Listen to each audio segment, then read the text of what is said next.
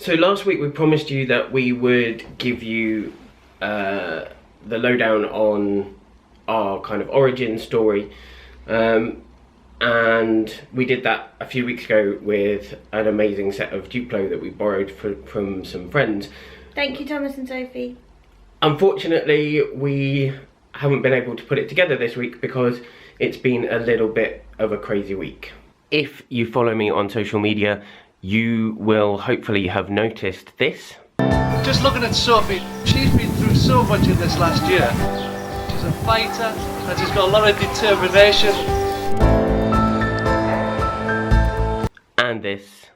The main thing we were trying to do with the music underneath the breathing was to try to have a little bit of hopefulness. And if you're in London or you were paying any attention to my tweets on Monday, you might have seen this. Sleep has been something that's been pretty hard to come by this week, and so I just haven't got round to doing it. So instead, we just wanted to do a really quick update on where things are. So this has been the first of our 2-week wait. First week of our 2-week wait. For me, this week has been a crazy bundle of weirdness. I decided midweek that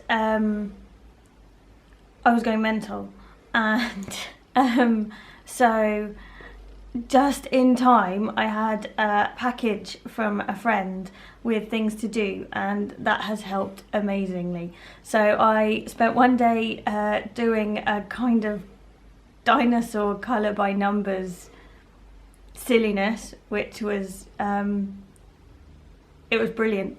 I just sat and painted and it was fab. I've got a doodle book which is really cool, colouring books. I even bought a teach yourself embroidery thing.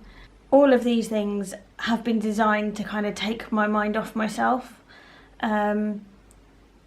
which I have mostly been good at for a lot of the day, but it's just frustrating that every few hours I will have 15 minutes, half an hour of doubt about myself and about the process.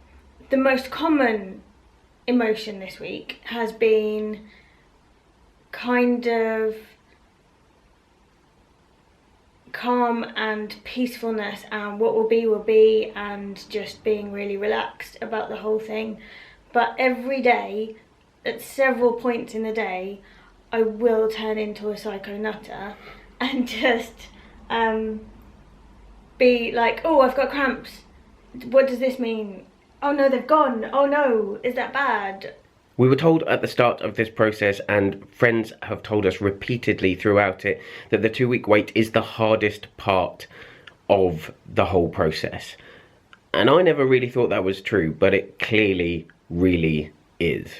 One of the hardest things this week has been that the hormone that I'm currently taking gives me pregnancy-like symptoms. So it's called progesterone, and it's a pessary that needs to be done 3 times a day. And it's designed to tell your body that you are pregnant. It's one of the first hormones that's released in early pregnancy, and it's all about getting the body ready to accept a baby. So the big thing that everyone constantly says is, don't take these as meaning anything. It's purely symptoms that are coming from the drugs themselves, not necessarily from a pregnancy. But it's really easy to say that. It's a completely different thing to actually tune your mind out of all of these symptoms and what your body is feeling, when naturally your body wants to tell you it's pregnant because of the hormones that are being pumped into it. And the nurse phoned on Friday to see how I was doing, and I explained to her that I was trying really hard not to symptom spot and stuff, but actually that was kind of easy because I wasn't having any symptoms and wasn't sure if that was bad. And she was like, oh no, it was a 2-day transfer. It's only a week since that happened and you wouldn't actually be pregnant yet. So I was like, oh, okay. So that then made me feel like the whole week had been a bit of mental symptom spotting, when actually there would have been nothing to spot anyway.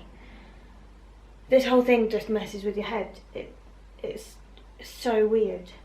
It's difficult to know what to expect or hope for or prepare for, because on the one hand you want to be really positive about it and expect that the test will be positive, but the difficulty with that is that if you do just fix your belief on the fact that you are pregnant and then you're not, that then becomes an even more crushing blow. But at the same time, if you're working on a pessimistic basis of, well, it might not be the right thing, it might not have happened, then you sort of feel like you're doing yourself a disservice and that you're not. Yeah, you're not like putting the faith in the embryo. By this time next week, we will know either way.